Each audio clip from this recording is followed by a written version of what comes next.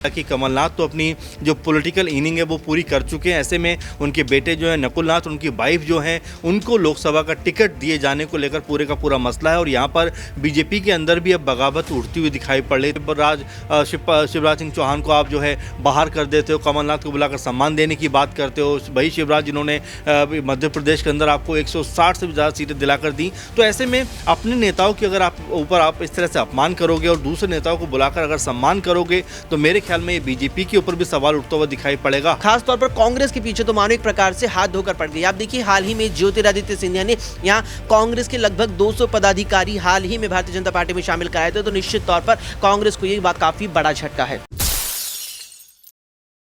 नमस्कार, मैं नाज़मीन खान और आप देख रहे हैं SPN 9 न्यूज। आप सभी का बहुत बहुत स्वागत है मेरे खास प्रोग्राम बात सच की में। मान, स्वाभिमान और अपमान, ये शब्द पूर्व मुख्यमंत्री कमलनाथ को लेकर उनके समर्थकों ने दिए हैं।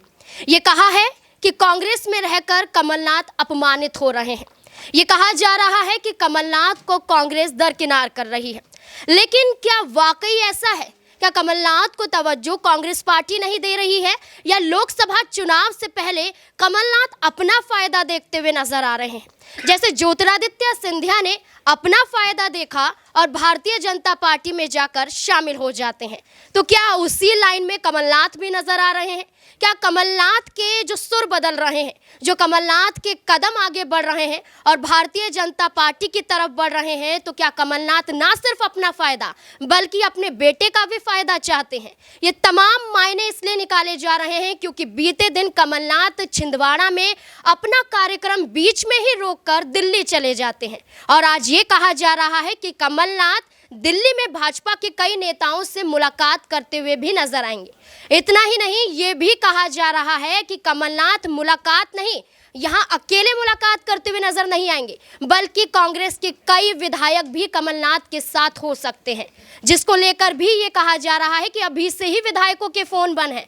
तो क्या कांग्रेस का खेल कमलनाथ ने बिगाड़ दिया है मध्य प्रदेश में लोकसभा चुनाव से पहले? इससे जुड़े हुए तमाम सवाल जहन में आते हैं। न्यूज रूम में मौजूद हैं, तमाम सवालों के जवाब खंगालेंगे। अमन सर मेरे साथ मौजूद है। सर आपका बहुत बहुत स्वागत है। सर, कमलनाथ ने जिस तरीके से बीते दिन अपना छिंदवाड़ा में जो कार्यक्रम था बीच में ही रोका और चले गए दिल्ली, उसके बाद जब बयान सामने आता है तो कमलनाथ पहले ये कहते हुए नजर आते हैं कि अगर मैं ऐसा कदम उठाऊंगा तो सबसे पहले आपको बताऊंगा, मीडिया को कहते हुए नजर आते हैं। यहाँ तो कमलनाथ ये भी कह सकते थे कि नहीं, मैं कांग्रेस में ही रहता हुआ नजर आऊंगा। यानी कि साफ तौर पर जाहिर हो रहा है कि कमलनाथ भारतीय जनता पार्टी में जा रहे हैं। और इसी को लेकर सज्जन सिंह की बात करें, जो उनके करीबी माने जाते हैं, वो ये कहते हैं कि यहाँ पर उनका अपमान हो रहा है, इसलिए मान, स्वाभिमान और अपमान की बात करते हुए वो नजर आ रहे हैं। क्या वाकई अपमान हो रहा है कमलनाथ का कांग्रेस में, इसलिए भारतीय जनता पार्टी में जा रहे हैं, या अपनी ही कोई रणनीति बना रहे हैं? देखिए, अपमान और सम्मान की बात तो मेरे ख्याल से अब सोच से भी परे की बात नज़र आती है, क्योंकि ये वही बीजेपी है जो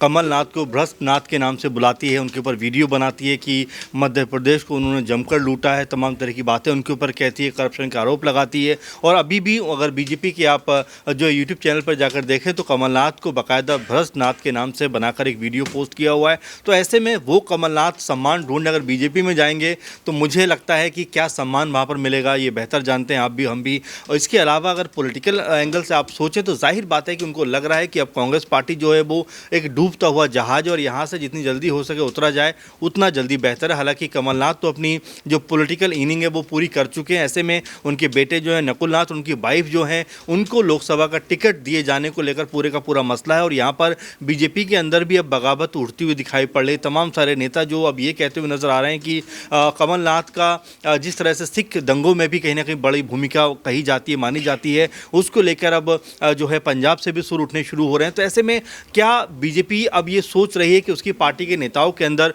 उतनी ताकत नहीं है कि लोकसभा चुनाव वो जीत पाए? आपने देखा कि महाराष्ट्र में अशोक चौहान बीजेपी में शामिल होते हैं, अगले ही दिन उनको राज्यसभा का टिकट मिल जाता है। और यही नहीं बल्कि 4 नेताओं को राज्यसभा के टिकट जो कांग्रेस पार्टी से बीजेपी में शामिल हुए उन लोगों को मिलते हैं। तो ऐसे में कई तरह के सवाल अब उठते हुए दिखाई पड़ रहे हैं कि क्या वाकई बीजेपी अब ये वो बीजेपी है जो एक समय पर अपने विचारों के साथ में चलती थी और कह सकते हैं कि सत्ता से लड़ती हुई नजर आती थी, क्योंकि तमाम सारे जो नेता कांग्रेस पार्टी के हैं वो या तो बीजेपी में शामिल हो गए हैं या फिर शामिल होने की फिराक में नजर आते हैं। और यही नहीं बल्कि बड़े बड़े ओहदों पर बैठे हुए दिखाई पड़ते हैं। तो ऐसे में बीजेपी की जो अपनी कह सकते हैं कि जो जो अपने नेता थे वो हाशिए पर कहीं ना कहीं नजर आते हैं। शिवराज सिंह चौहान को आप जो है बाहर कर देते हो, कमलनाथ को बुलाकर सम्मान देने की बात करते हो। वही शिवराज जिन्होंने मध्य प्रदेश के अंदर आपको 160 से भी ज़्यादा सीटें दिलाकर दी। तो ऐसे में अपने नेताओं की अगर आप इस तरह से अपमान करोगे और दूसरे नेताओं को बुलाकर अगर सम्मान करोगे तो मेरे ख्याल में ये बीजेपी के ऊपर भी सवाल उठता हुआ दिखाई पड़ेगा। अभी नहीं तो आने वाले वक्त में ज़रूर ये चीज़ नज़र आएगी, क्योंकि कल हम बात कर रहे थे सुशील मोदी की, जो एक लंबे वक्त से बीजेपी को बेहतर बनाने की दिशा में काम कर रहे हैं, लेकिन जब राज्यसभा की बारी आती तब उनका नाम याद नहीं आता, मुख्यमंत्री बनाने की बारी आती तब उनका नाम याद नहीं आता, और अब क्या लोकसभा में वो जाएंगे क्योंकि 73 उनकी उम्र हो रही है, तो ऐसे में क्या उम्र का तकाजा देकर उनको बाहर बैठा दिया जाएगा। तो कई तरह के सवाल जो है नाज़मीन कांग्रेस से ज़्यादा बीजेपी के ऊपर खड़े होते हुए नजर आ रहे हैं कि क्या बीजेपी अपने नेताओं को बना नहीं पा रही है और क्या उसको दूसरी पार्टियों से अब नेताओं को अपनी पार्टी में लाने को मजबूर होना पड़ रहा है। क्योंकि कल तक जिन नेताओं के ऊपर आप जो है तमाम तरह के आरोप लगाते थे, तमाम तरह की बातें कहते थे, चाहे आप जो है नारायण राणे की बात कर लीजिए, आप छगन भुजबल की बात कर लीजिए, आप अशोक चौहान की बात कर लीजिए, हेमंत बिस्वा की बात कर लीजिए और कमलनाथ की भी इसमें बात कर सकते हैं कि इन नेताओं के ऊपर आप तमाम तरह की बातें करते थे। हार्दिक पटेल जो इसमें बीजेपी का चेहरा बने हुए घूम रहे हैं, लेकिन अगर आपको याद हो कि 2019 से पहले उनके कई सारे वीडियो खुद बीजेपी ने वायरल करवाए थे। तो ऐसे तमाम सारे सवाल हैं जो आज बीजेपी के ऊपर खड़े हुए हैं कि क्या उनकी पार्टी के नेताओं में उतनी दम, उतनी ताकत, उतनी हैसियत नहीं है कि अपने बलबूते वो चुनाव जीत पाएँ। क्योंकि अगर हम देखें कि एक एक करके सभी राज्यों के जो बड़े बड़े नेता हैं वो बीजेपी में लाने का प्रयास करते हो, आप लगातार उनकी जो पार्टियां हैं वो तोड़ने का काम करते हो, तो समझ में यही आता है कि क्या सिर्फ पीएम मोदी और अमित शाह के अलावा बीजेपी में अब ऐसा कोई नेता नहीं है जिसके नाम पर आपको वोट मिल सके, इसीलिए आप तमाम पार्टियों को तोड़कर उनके नेताओं को अपने साथ मिलाने का प्रयास कर रहे हो। अजीत पवार के ऊपर आप तमाम तरह के आरोप लगाते हो, लेकिन जैसे सत्ता में आने का मौका मिलता है बदल जाते हो। तो कई तरह के सवाल हैं इस समय, लेकिन क्या कमलनाथ वाकई बीजेपी में जाएंगे? अपने आप में अभी भी ये सवाल सबके सामने एक कह सकते हैं एक सवाल बनकर ही खड़ा हुआ है। जी बिल्कुल, यहाँ पर अगर कमलनाथ का जिक्र हो रहा है तो उनकी उम्र का भी जिक्र होता हुआ नजर आएगा। वैसे ही भारतीय जनता पार्टी ने बड़ा ऐलान किया था कि हम 70 पार के लोगों को लोकसभा का चुनाव नहीं लड़ाएंगे। वहीं कमलनाथ की तो उम्र हो रही है, 70 के पार है, लेकिन उनके बेटे की बात करें तो अपने बेटे को फायदा पहुंचाने के लिए वो भारतीय जनता पार्टी में आने की कोशिश कर रहे हैं। यहाँ पर हो सकता है